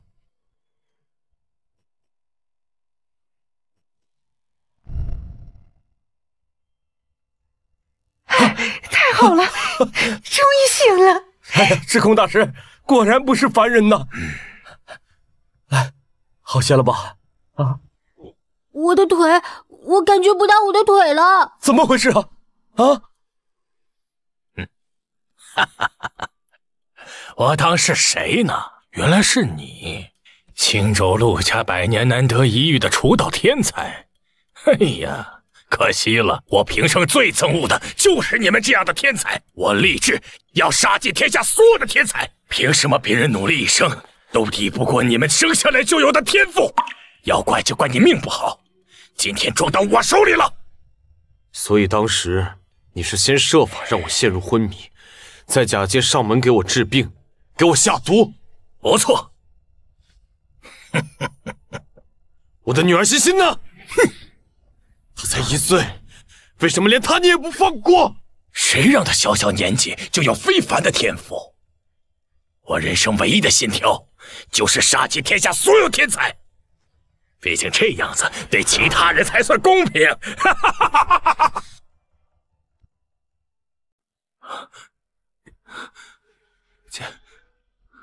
什么？这个和尚不仅下毒害得大哥双腿残废，还害了欣欣，这还算什么和尚？大哥中毒之后，身体日日衰弱，欣欣失踪之后，他经历丧女之痛，几次险些濒死。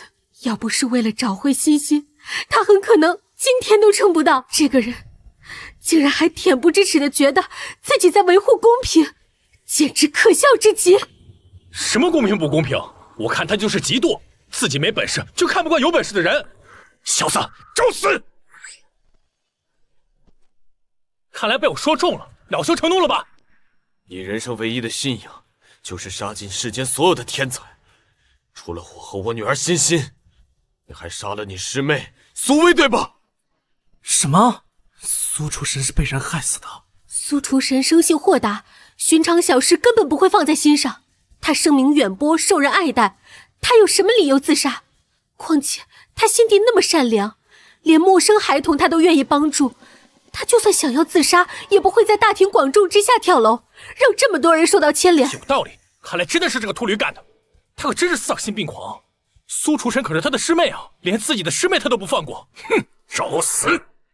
爸爸小心！爸爸小心！糟了，新夏小姐给的药，药效快过去了，老板坚持不了太久了。石安，你们不是他的对手，趁现在快一起走啊！石安，走啊！你要是完了，我们陆家就真的完了。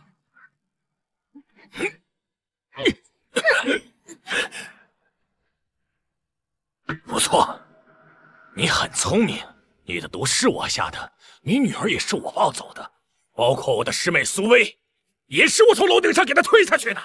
我本来是没想杀她的，一起生活了这么多年，我又不是冷血动物，怎么可能没感情呢？要怪就怪他自己，明明知道我最讨厌天才，明明在18岁之前都平平无奇，可有一天，他忽然顿悟了。成为了天下闻名、人人敬仰的苏主神。我不杀他，我杀谁呀？啊！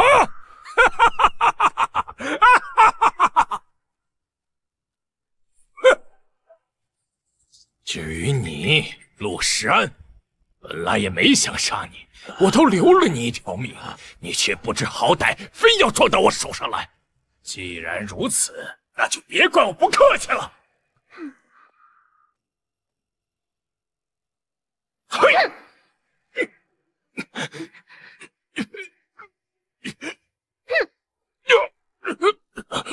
我有没有告诉过你，不要杀我爸爸？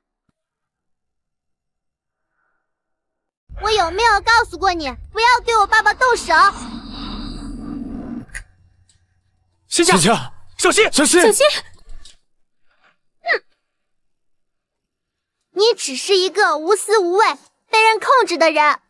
我本来不想伤害你，可是你自己装出来了，可就别怪我了。刚才那是什么？灵光外放。据我所知，天下会这招的只有2个人。小孩，你怎么也会？我苦练了30年，也没能达到此境界。你小小年纪，居然有此等造诣！看来我今天是来对了，小孩，你今天必须死在我手里。可惜我不会再给你出手的机会了，这一切也该结束了。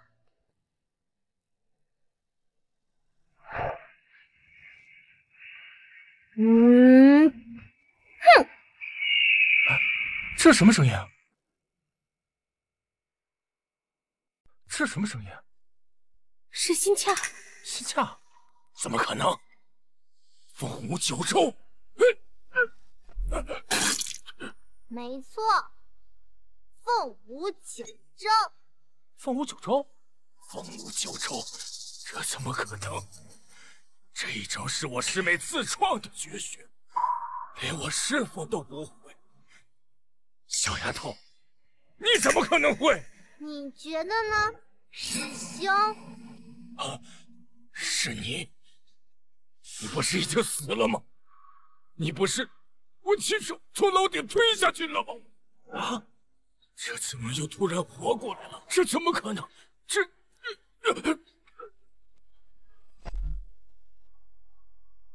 啊！晕了！这也太胆小了吧！别管了，有为，快去救人！喂，120吗？这里有人受伤。怎么一下子就好了，不疼了？我也是，刚明明挨了好几鞭子。我的精神也好了，让我去盘武功里都不在话下了。去凤舞9天，果然不同凡响。把这家伙绑了，送警察局。是，绑了他，走，绑了他。爸爸，你没事吧？托你凤舞9天的福，我的伤已经完全恢复。心恰，心恰，你没事就好，我就放心了。心恰，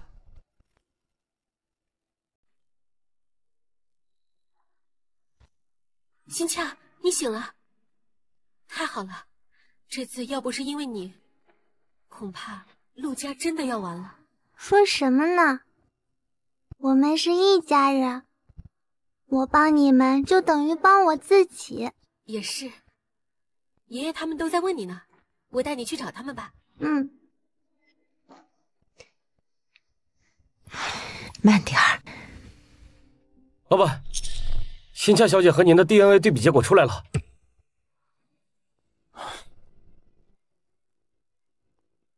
怎么样，老板？新恰小姐她真的是您的亲生女儿吗？啊，新恰居然是石安的亲生女儿，新恰居然就是欣欣。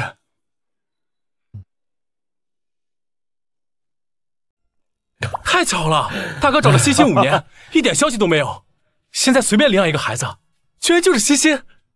难怪新恰有如此强的天赋，原来自始至终就是我陆家的人呐。虽说领养的也挺好，到底啊还是自家的更亲，这真的是太好了。新恰，你听见了吗？你居然真的是大哥的女儿，你居然真的是欣欣，真是太好了。可是，如果你们知道我的身体里换了一个灵魂，你们还会高兴吗？什么？你说大声点，姑姑没听清。没什么。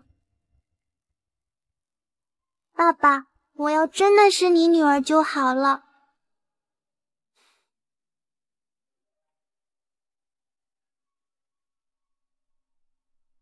爸爸，这些日子能认你当爸爸，我真的很开心。可是假的终归就是假的，那些药材的处理方法我已经全部告诉佩文姑姑了。接下来你的药都由她来帮你炼制。爸爸，你要乖乖吃药啊，这样才能早日康复。我走了，再见。糟了，新恰离家出走了。什么？新恰离家出走了啊？什么？新恰好好的，这怎么会离家出走啊？是不是你们几个又欺负新恰了？新恰那么可爱，我们喜欢她还来不及呢，怎么可能欺负她呢？是啊，爸，还是先问清楚再说。佩文，这到底怎么回事啊？大哥，什么意思呀？什么假的就是假的？我不应该，他还只是个孩子。当务之急啊，就是把新恰给找回来，其他的以后再说。是啊，是啊，新恰你最熟悉，他现在能去哪儿呢？我们兵分3路吧。好，快走，走，快走，快走。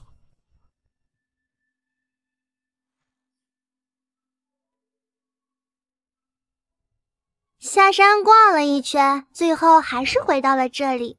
师傅，这些年你在这里会孤独的吧？徒弟回来陪你。新恰，新恰，爸爸，我终于找到你了。爸爸，你怎么来了？你都离家出走了，你爸爸怎么可能不来找你啊？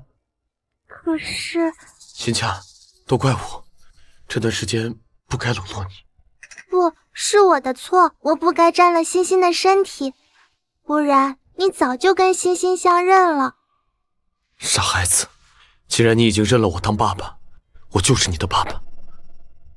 可是，大师，师傅，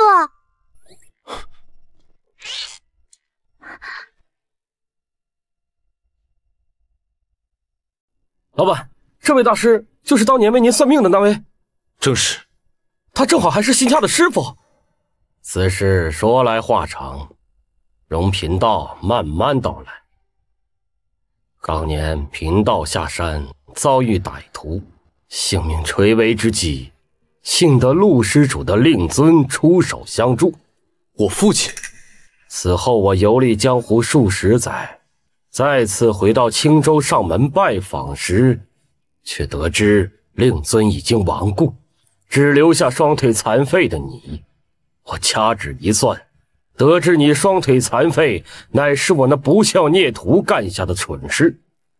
我本想亲手除了孽徒，再为你治好腿疾，却被天道告诫不可干预人事之事。我没有办法，只好缓缓与之周旋。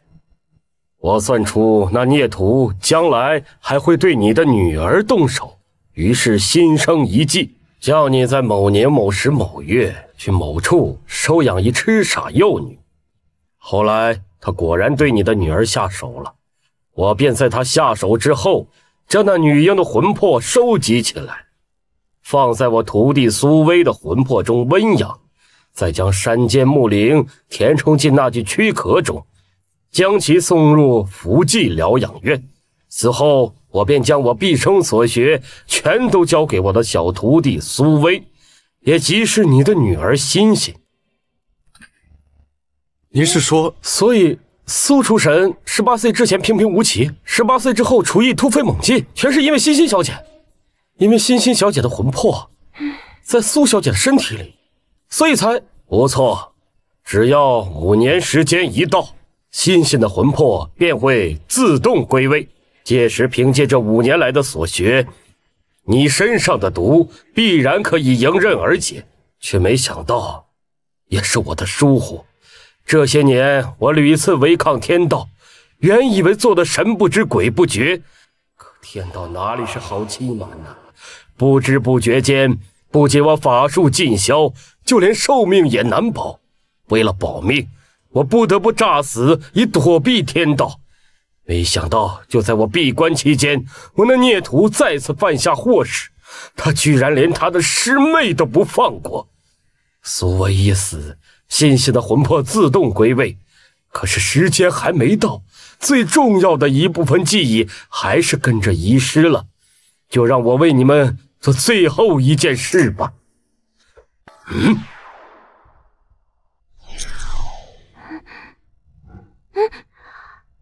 爸爸，居然真的是我爸爸！欣欣，我终于找到你了。